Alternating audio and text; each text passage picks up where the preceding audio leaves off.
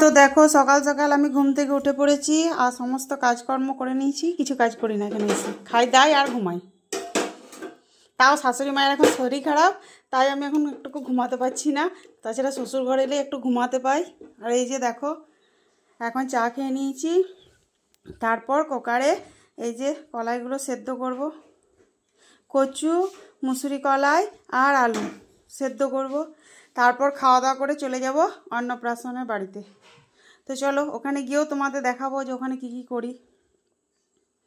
By বন্ধুরা। আমি দুর্গাপুরে মানে ওখানে কাজের লোক না থাকার জন্য সমস্ত কাজ করতে হয়, আর এখানে কাজের লোক আছে বলে ও সব করে দেয়, তাই আমি একটু ঘুমাতে পাই।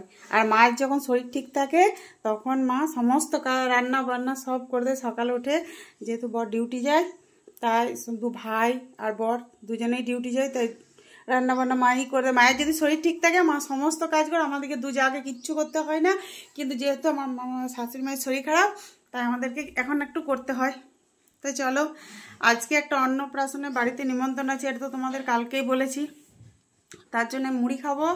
মুড়ি খেয়ে যেহেতু মুড়ি খাবারটা তো নিমন্ত্রণ করেনি, শুধু ভাতের জন্য বলেছে। তো মুড়ি খেয়ে নেবো, তারপর চলে যাব রেডি হয়ে, স্নান টান করে রেডি হয়ে চলে যাব অন্নপ্রাশনের বাড়িতে। তো সেখানে কি করি না করি সেটাও তোমাদের সাথে শেয়ার করব। বাই।